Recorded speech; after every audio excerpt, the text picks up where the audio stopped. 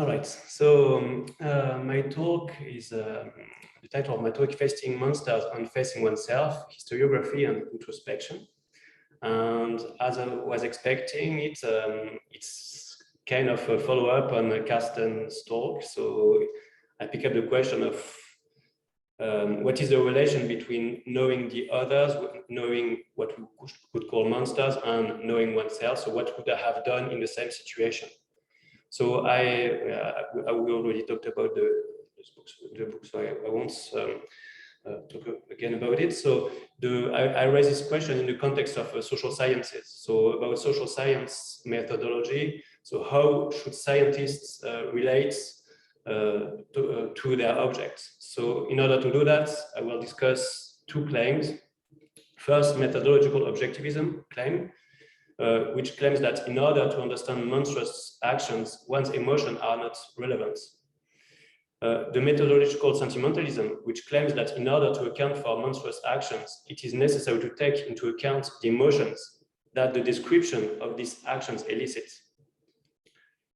Methodological sentimentalism entails stylistic sentimentalism. Stylistic sentimentalism claims that social scientists should adopt a sentimentalist style, expressing emotions and moral judgment, and should try to bring about these emotions and moral judgment in the audience. So stylistic sentimentalism is the application of methodological sentimentalism. And the goal of my paper is to discuss what I call the intersubjective metrology argument for the methodological sentimentalism. So the argument goes as follows. So the first premise is that the emotions that are elicited by the observation of a monstrous action is an instrument enabling us to measure the distance which separates our minds from the perpetrator's minds. The second premise is that this intersubjective measurement is necessary to correctly evaluate the explanatory hypothesis concerning the perpetrator's behavior. And the third premise is that scientists should use whatever instrument is necessary to correctly evaluate explanatory hypotheses. So if you put all these three premises together, you get the subjectivist methodology claim that in order to account for monstrous action, it is necessary to take into account the emotions that the description of these actions elicits. So the plan of my talk will be the following. So first I will Carsten, could you admit people, because I think your co-host Avieza Tucker is here. Could you admit him? Oh, okay. I will just I don't know how to do it. So so the plan of my talk will be the following. So first, I will explain the methodological objectivist arguments. Second, I will analyze Goldhagen's sentimentalist and moralist style. Third, I will analyze Goldhagen's argument for his style, that is, his argument for methodological sentimentalism. And then I will try to respond to this argument using situationism and Milgram. So first, the objectivist arguments. So first, let's define what is a monstrous action. So in order to count as monstrous, an action should satisfy 5 conditions, or it's how we could break up this concept of monstrous action. First, a monstrous action should have victims. This action must cause sufferings, that is, victims. Second, it must have a gravity. The sufferings that are brought about must be important because of the nature of or the intensity of the sufferings, and because of the number of victims.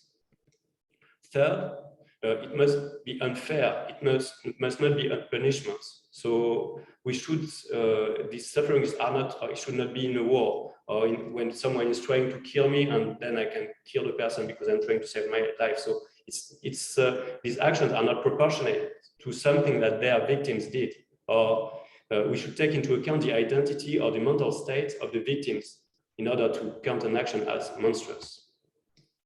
Fourth, intentionality. The action that cause these sufferings must be intentional. So if someone manufactured something that had lethal effects and without wanting to have these effects, this wouldn't be a monstrous action. This would be a disastrous action, but not a monstrous action. And fourth, I would claim that when we qualify an action of monstrous, there is a moral and emotional reaction. So first, we cognitively, we cannot imagine how someone could form the intention of such action. Emotionally, the response in us is intense and painful. Morally, we condemn the perpetrator as being a monster. And fourth, on the practical side, this emotion leads us to reject the perpetrator outside of our community and even outside of humanity. So the argument against methodological sentimentalism is linked with the fifth aspect of the concept of monstrous action. As monstrous actions elicit these emotional reactions, we need to know what to do with them. So should we use them, as the sentiment says, or should we just erase them as, or not take them into account as the objectivist claims? So the objectivist would say, first argument would say that they are not relevant, and the argument is pretty simple and straightforward. So first, the emotions that are elicited by the observation of a monstrous action are in the researcher and not in its subject. And as the researcher wants to know its object and not himself, emotions are not relevant, so we should not take them into account. The second argument is the obstacle argument.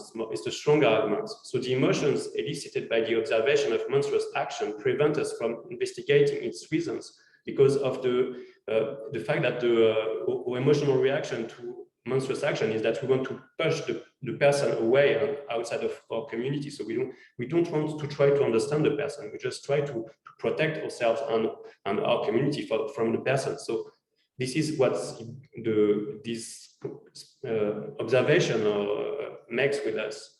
And as the researcher wants to know the reason of monstrous actions, emotions elicited by monstrous actions are an obstacle.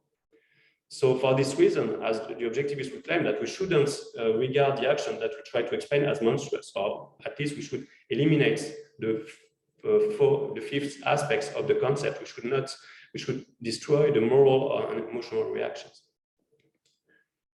So now let's have a look at Goldhagen's sentimentalist and moralist style. So I just took an example from his book, so I will read it and comment it. The gruesomeness of killing operation for all those in police battalions, particularly when they themselves conducted mass slaughters with gunfires, could have provided great incentive for men to excuse themselves from further killing operations. Even when the Germans were not bespattered by the blood or the flying bodily matter of the victims, the Jews' cries of extreme pain and anguish should also have provided great incentive for the perpetrators to refrain from inflicting such pain upon them further. Yet, the extraordinary, horrific nature of the campaign of extermination against the Jews, which constituted the phenomenological reality of the perpetrators, appears to have deterred few from treating Jews in the customary German manner of these years. So first, here Goldhagen uses thick predicates: gruesomeness, horrific nature. He's sarcastic, appears to have deferred few from treating Jews in the customary German manners of these days. He uses graphic and apparently non-necessary descriptions, flying body matters of the victims. He uses also moralistic counterfactuals, should have provided great incentive. So he reproaches them for what they didn't do. And also in the book, there are many photographs which are very shocking. So it's part also of Goldhagen's style. So it's obvious that, as Paul said, that there is a moralistic rhetoric which later became a trademark feature of his own book. And it's also obvious that Goldhagen aims at having an emotional effect on the reader. So here there is a question. So if we should be objective, if objectivist methodology is correct, and it seems correct based on a priori reasoning that I just gave, a priori arguments, then Goldhagen is in fault, is at fault.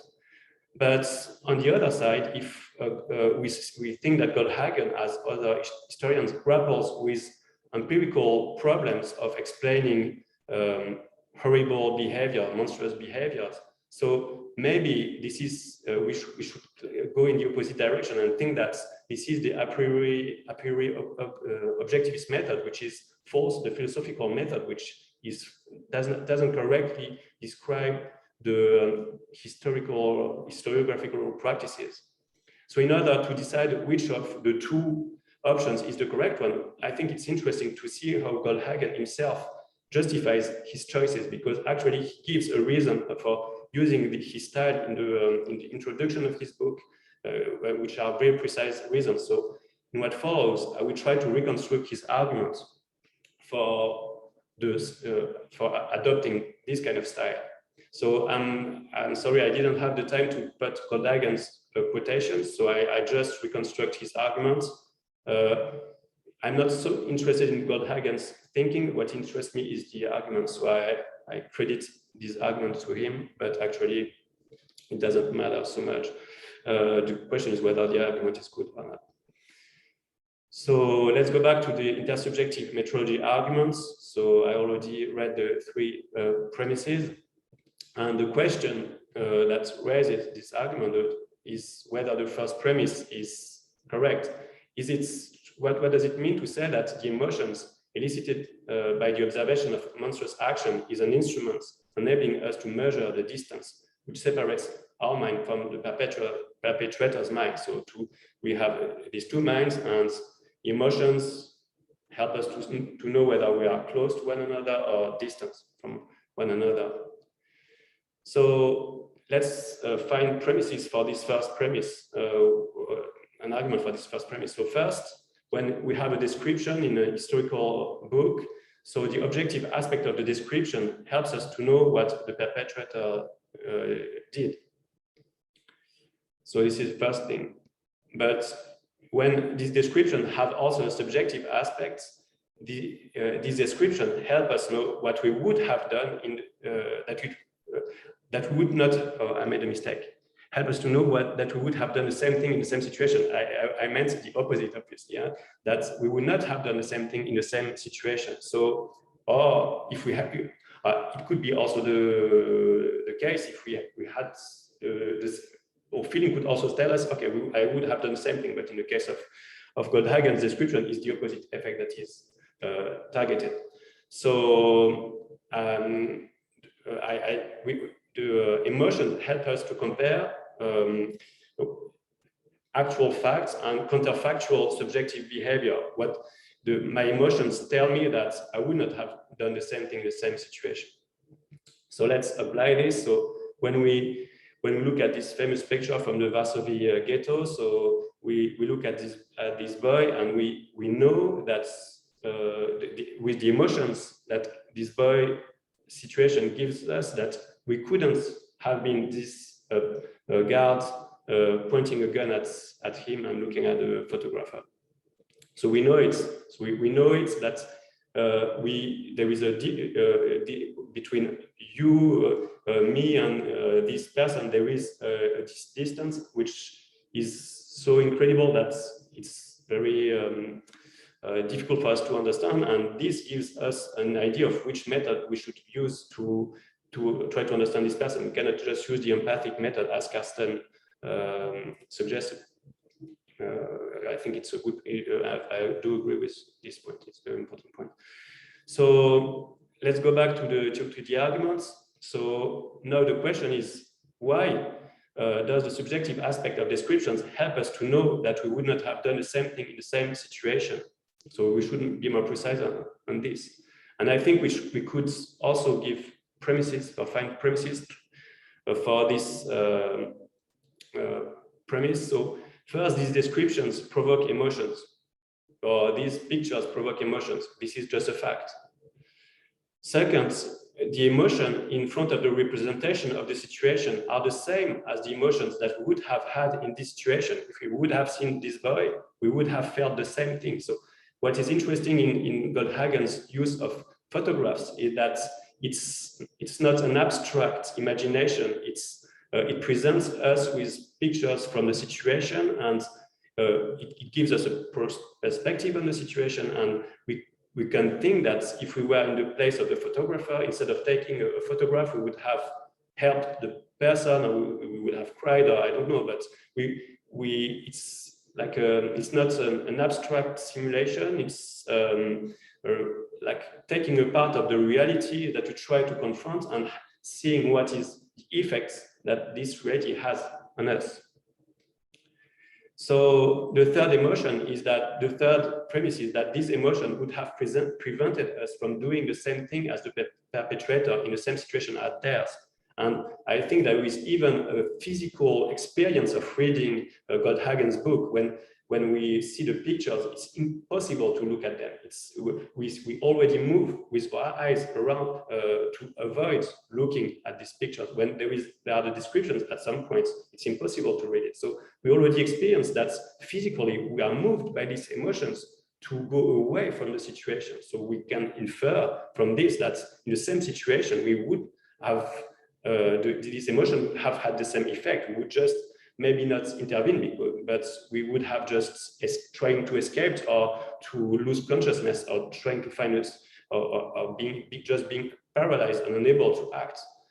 So I think this is a way to understand his situation. So his argument, there are horrific descriptions which produce moral emotion.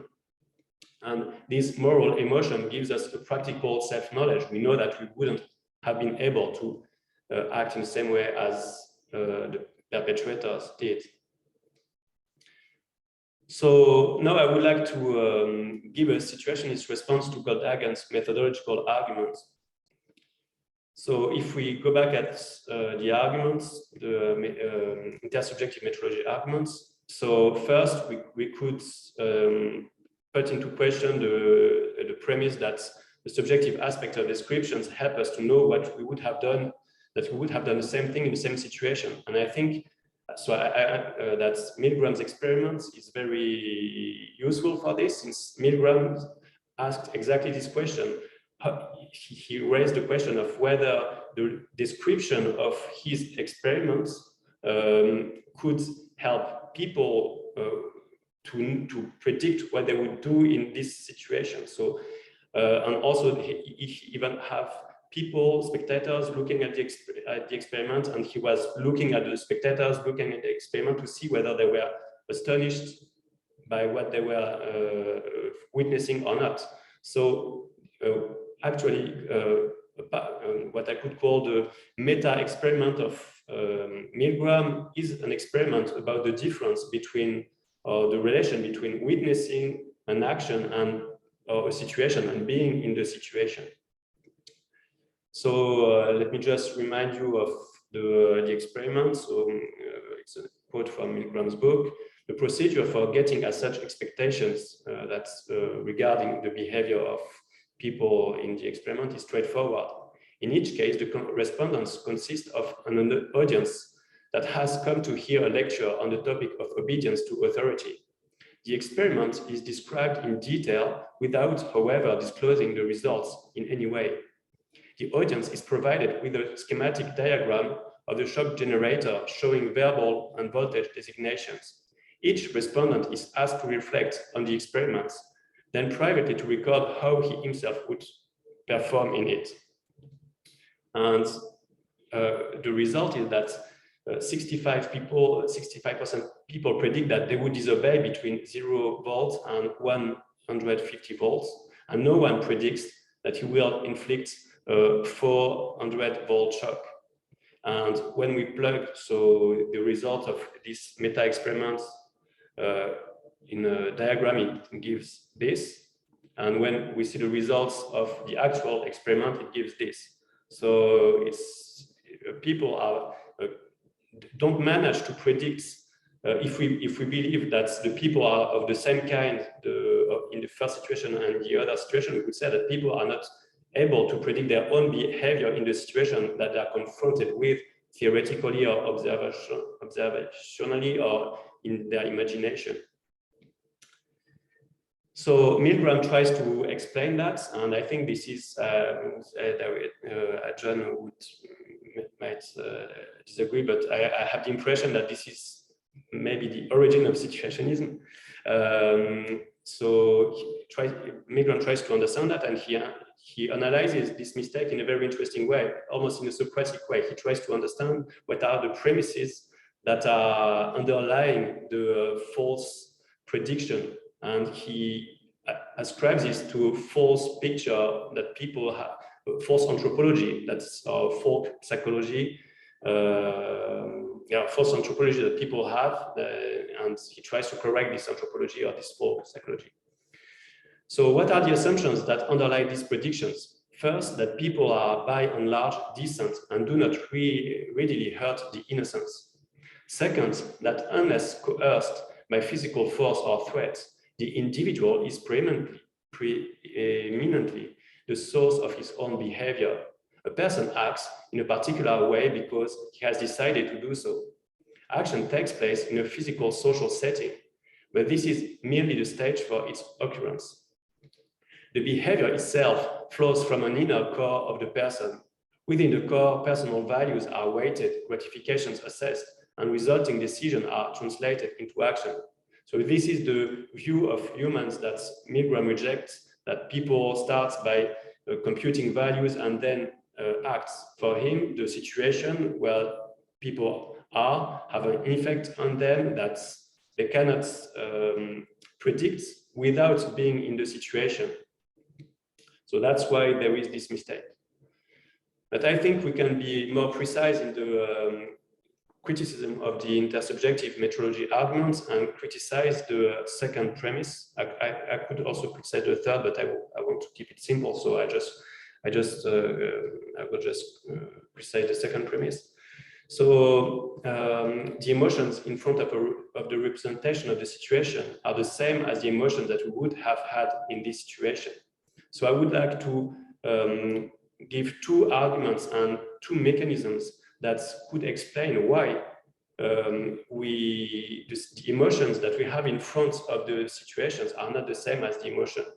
The emotion that we have in front of the representation of the situation are not the same as the emotion that we have in this situation. So the first very simple mechanism is that we could just have something else to do, and this is the famous paper, an allusion to a very famous paper of Daly and Batson, From Jerusalem to Jericho, where he asked to seminarists who were going to give a talk about the Good Samaritan to take a road, and on the road there was someone needing help, and very few of them helped the person. So they were theoretically good Samaritans, but in the reality, when they had the occasion to put into practice what they believed in, they didn't do it. And why? Just because they were in a hurry. So, the explanation might be just very simple, that when you're in a hurry, so you just don't pay attention to what is around you, you don't process the information in the same way that when you wait. So when we look at the picture, we are not in the same situation as they are, because we take the time to look at the person, and when we are in the street, we don't take the time to look at the person. We cannot just take 5 minutes to look at the homeless people. It would be not polite, it would be awkward, it would make us late. So the emotions that we feel when we see this person and that we feel towards the person who just passes by are not the emotions that we would have in the situation, because of the differences between the situation of looking at the picture and the situation of being a part of the situation described by the picture. Another illustration of the same phenomenon is Joshua Bell's Stop and Hear the Music experiment. So he gave a concert at Carnegie Hall one night, and in the morning he went in the Washington. He did it 2 times, so I prefer the way the New York version. So he went in the metro in the Grand Central Station in New York, and then he gave the same concert, and no one was paying attention. And the day before, people were just amazed and taken by his. So what it means that the same thing can have.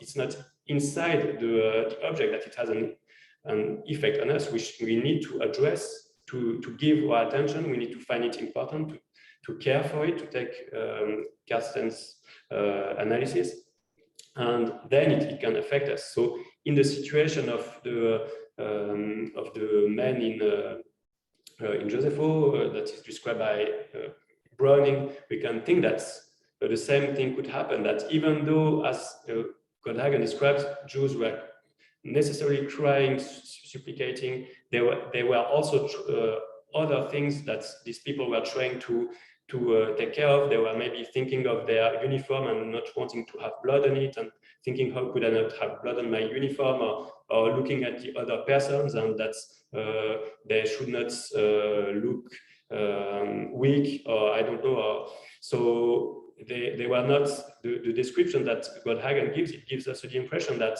the only thing that the perpetrators had to pay attention to were the Jews, but actually there were other things that they might have paid attention to, and they were also having to do something. So they were also in a kind of process of in a kind of a hurry with several tasks to accomplish. So it can be also a reason why, even though they could have felt the same thing as us in front of the picture, they could have felt the same emotion that we feel when we see their picture. In the situation, they had different feelings. So another mechanism is analyzed. I want to add that this mechanism is described by Milgram when he says that when there is a person of authority in a reunion, we all only focus on the person. We don't focus on the other person. So there is this attention to kind of a Gestalt phenomenon that makes salience just the authority of what is important, and the other thing are just noise for us. So it might be an explanation. A second explanation of why there is this discrepancy between the emotions in front of the representation of situation and emotions in the situation is explained by Milgram. And what I'm trying to do is to say that even though you have the same emotion, this emotion, you could have acted in the same way as they did. So let's read what Milgram says. One might suppose that a subject would simply break off or continue as his conscience dictated. Yet this is very far from what happens. There were striking reactions of tension and emotional strain. So this was, and the question is, why is there this emotional strain? And Milgram analyzes it as follows. The conflict stems from the opposition of two deeply ingrained behavior dispositions. First, the disposition not to harm other people, and second, the tendency to obey those whom we perceive to be legitimate authorities. So actually what Milgram tells us that people who were pushing the buttons in his experiments, they had the same emotion as we do in front of the idea that someone is inflicted electric shocks and screaming and banging against the wall. So they had this emotion, but they had also, so they had the same emotion as us, but they had also a second emotion. And because they were in the situation where the person was giving them orders, so the global emotion they had is not the same as our emotion. So we could represent it like this. So this is the emotional situation of the Milgram subject, that he's at the same time affected by the victim and at the same time affected by the experimenter. So he has this tension between emotions. And when we look at the experiment, at the situation, we are only affected emotionally by the victim, by the idea of the victim or the spectacle of the victim. So we just have half of his emotion, and then it doesn't become understandable to us why he was unable to, the subject was unable to say no, because we are in a situation where like a part of the other situation is like screens, a part of the causal impact of the subject situation is screened by the fact that we are just spectators and we are not supposed to act. So we can conclude that one's emotion in front of the representation of a situation are not identical to one's emotion in the situation represented. So let me conclude. This is the global representation of the intersubjective metrology arguments. And my question now is, what conclusion should we draw from the fact that this argument seems not to work, or seems premised on a false premise?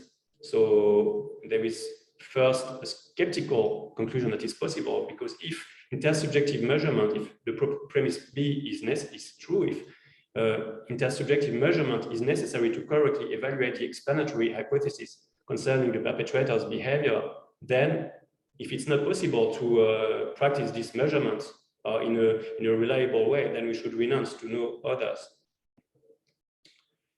A second option is objectivism.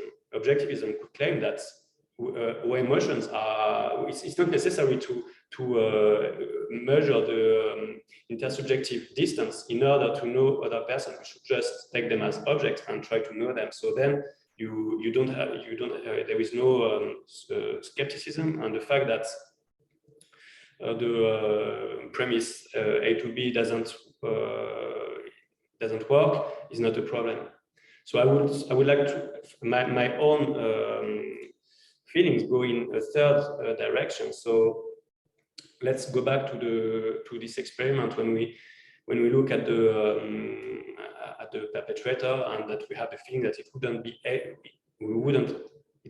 would have been impossible for us to act as he did. So I think there are two possible conclusions from this fact. So first, either I know myself or I don't know myself. So if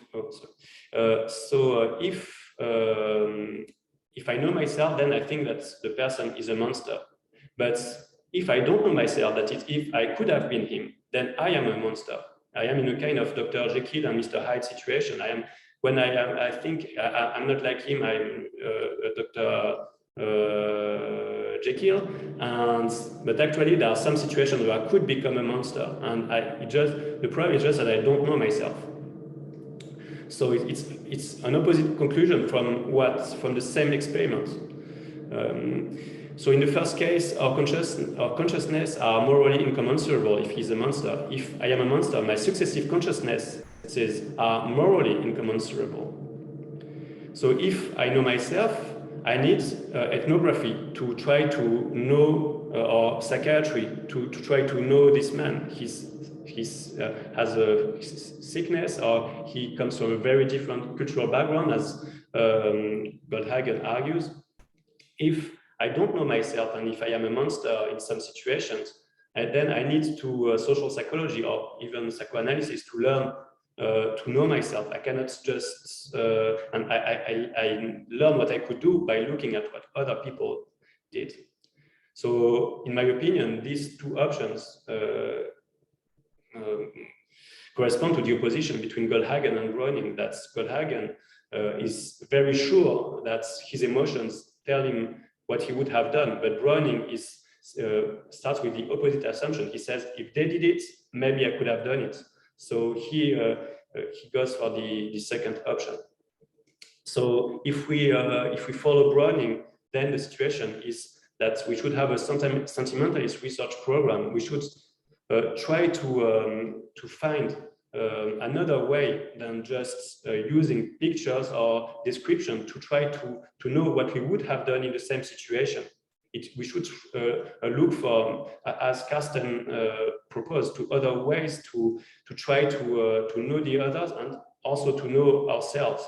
Just seeing our immediate reactions to pictures of description is not enough. So we need to have to take the Kasim Kassam expression, self-knowledge for humans. We need to experiment things. We need to think on our past. We need to meet people. We need to read books, and we need to have a deep inquiry on ourselves, and not just the experience of the immediate emotions.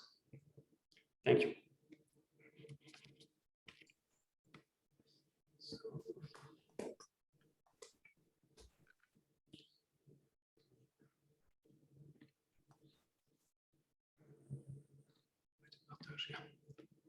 So maybe someone else could chair, because Tan, you want to chair? I think I was second. Okay, so I don't know, Nigel? Oh, yes, let me see if I can do that. Okay, so thank you very much, Raphael. That was fascinating. I will position myself last if there's time for questioning. How long do we have for the questions, actually? I would say 15 minutes. Okay, I've got that. Now, I don't recall whose hand I saw first. Let me see. And at this moment in time, I don't see anybody's hand. Oh, hang on. Sorry. So there's Daniel, John, and Kirsten. Oh, God. Yeah. How does one make a choice? Daniel, let's go with you. Okay. This is a fascinating talk. Raphael, I really enjoyed your talk.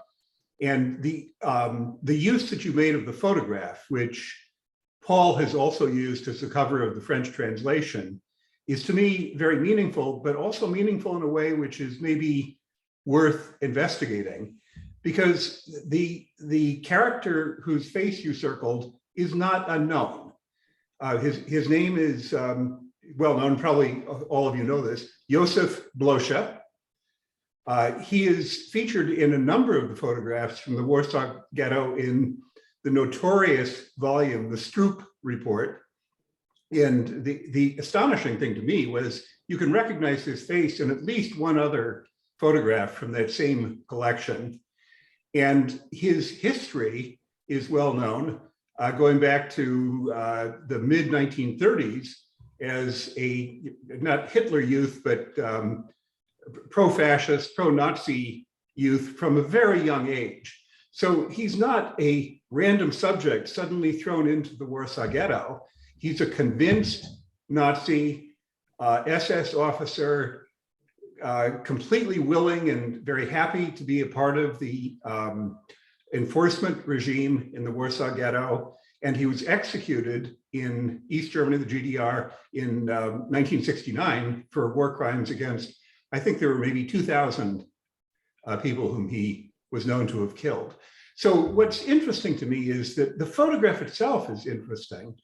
And it's interesting for us to try to understand how these crimes could have occurred.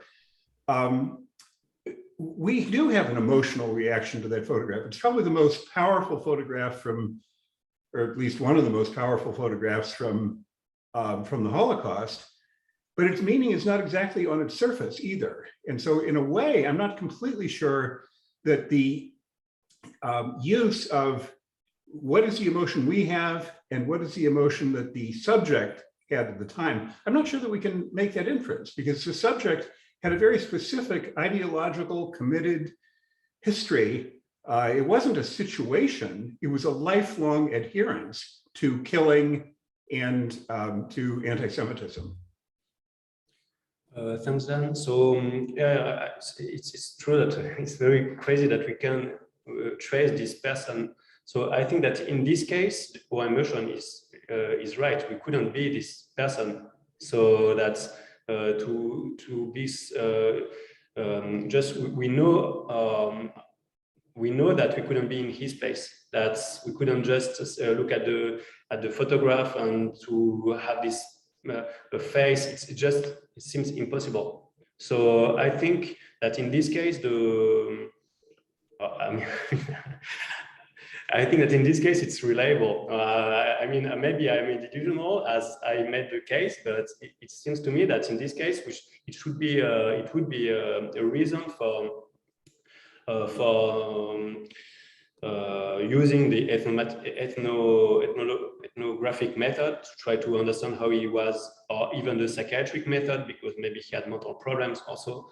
And however, if I wanted to defend my paper, I would say that we know that we couldn't be him, not just because of our emotional reaction, but also because of other things that we know about ourselves, experiences that we had in the past, and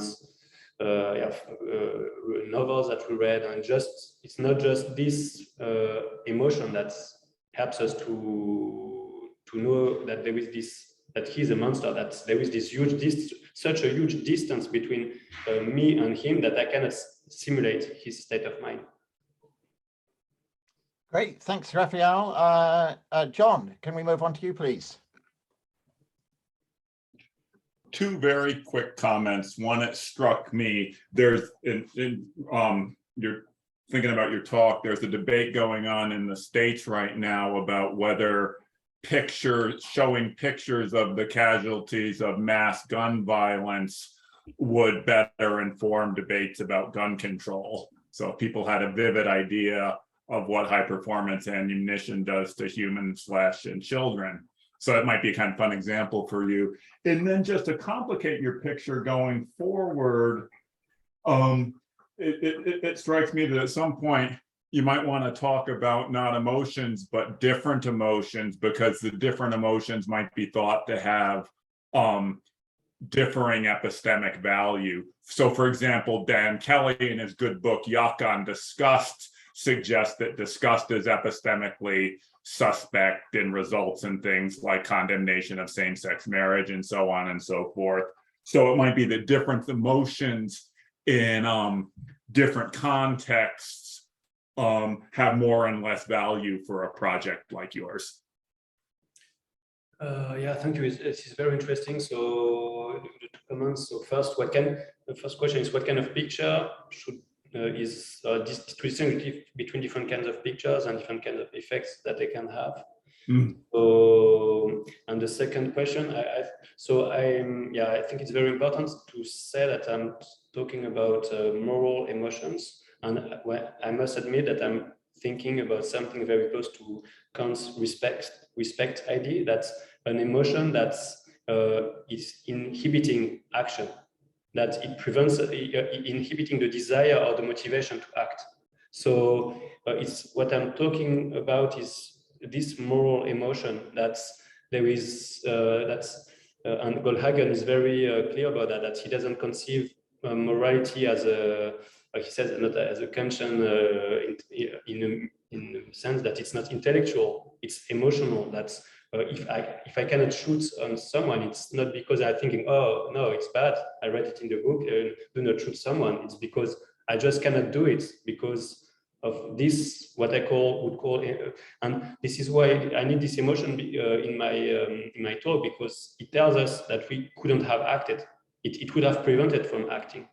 So this is, so it's true that I should make it more salient that I'm talking about this precise emotion. That's a very interesting reply, I think, Raphael. Thank you. Kirsten, your question, please. Thanks, Raphael. That was very good. And I actually think they're interesting, obviously, relations, but also additions. I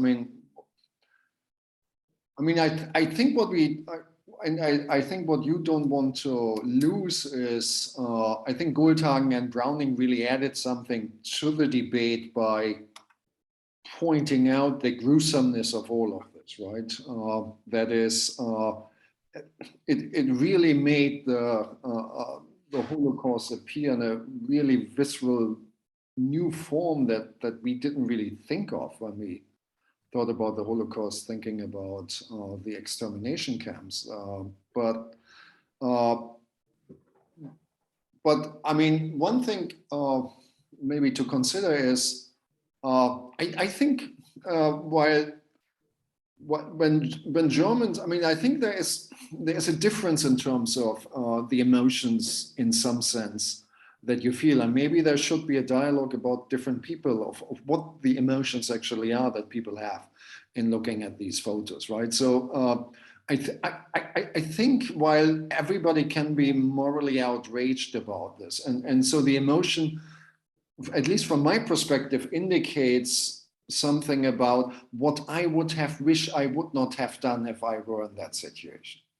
But it's always kind of restrained because, I mean, at least in my generation, right, my parents were rather young, but my father was still drafted when he was 14.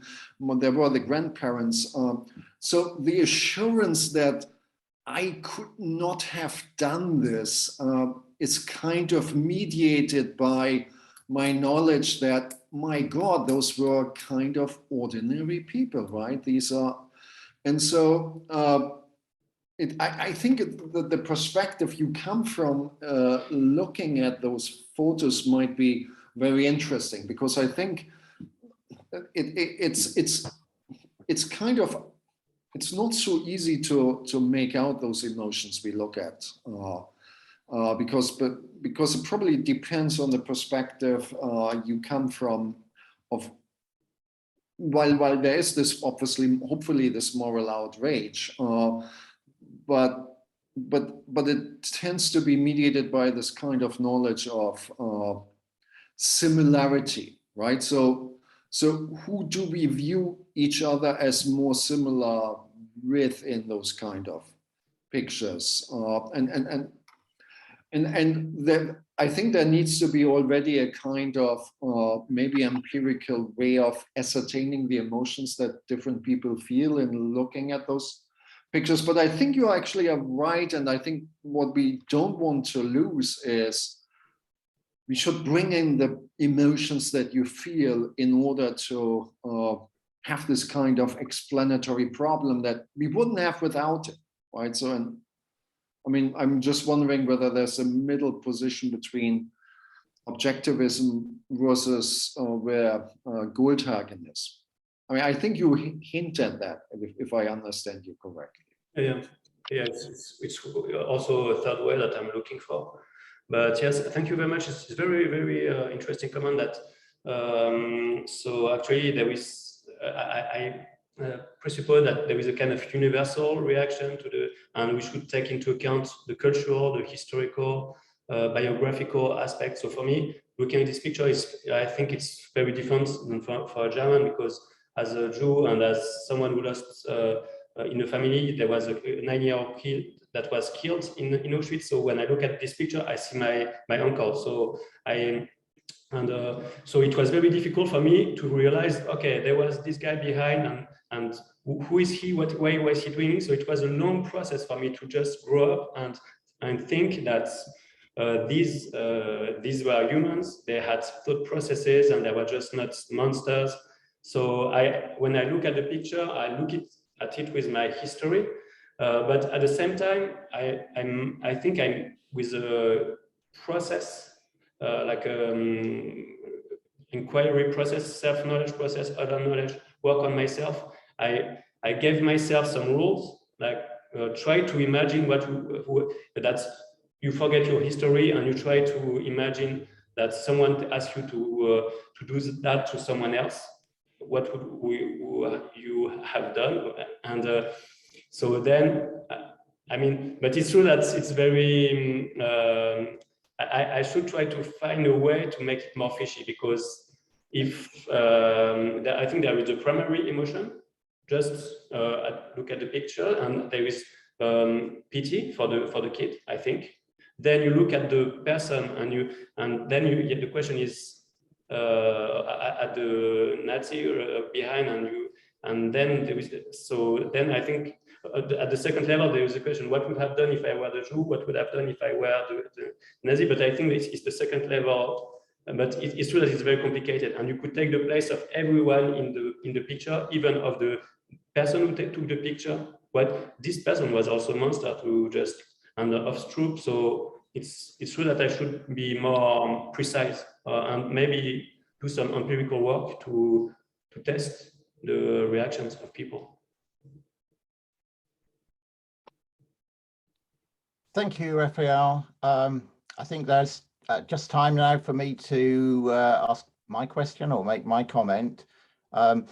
just a quick point about the use of the photographs. Of course, it isn't only Goldhagen that you liberally uses those pictures. They're in Browning's book as well.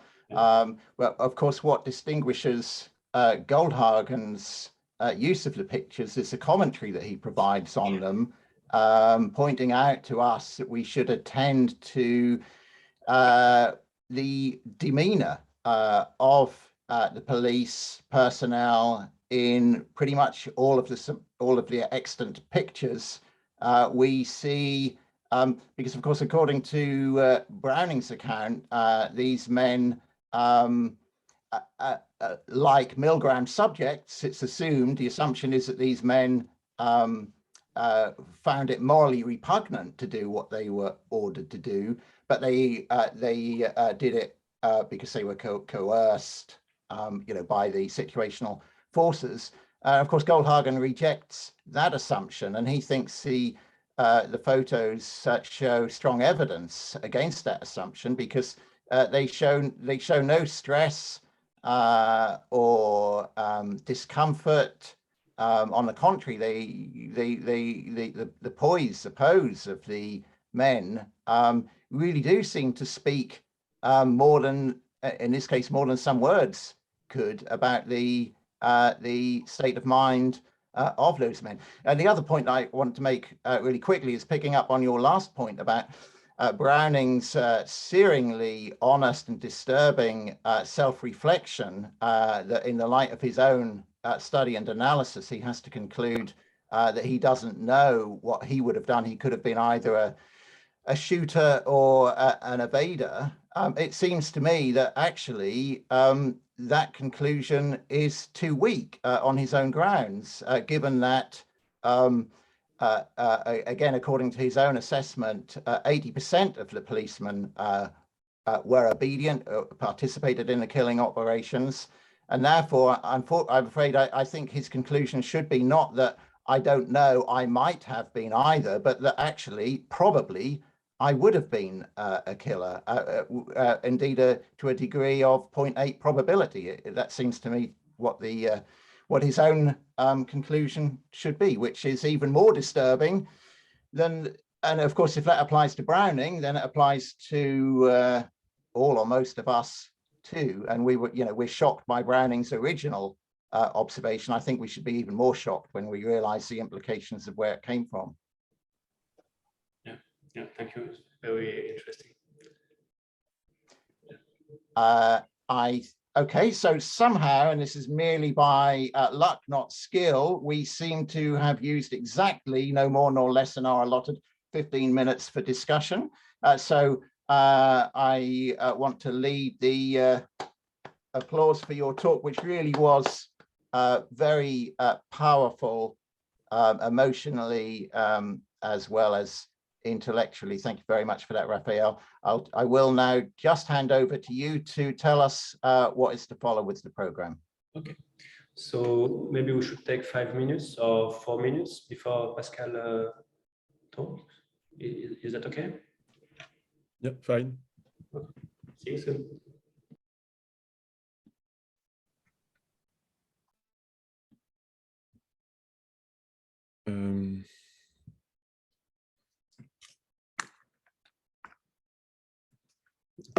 Raphaël?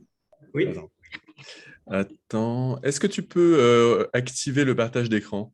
Ah oui, attends, juste parce que j'avais fait une petite construction là. Voilà. Voilà, pour que je puisse partager mon... Comme ça, je vais pouvoir m'asseoir parce que je préfère parler debout. Alors, partage d'écran. Situation. Quotes. Voilà.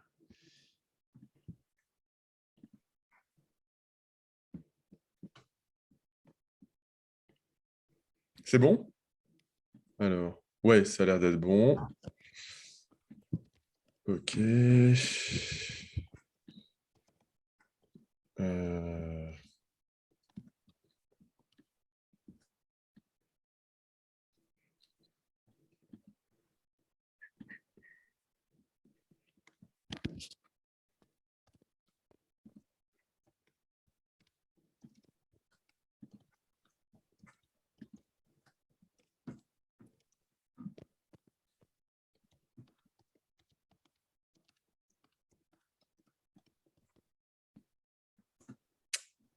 Ok. Alors, ouais.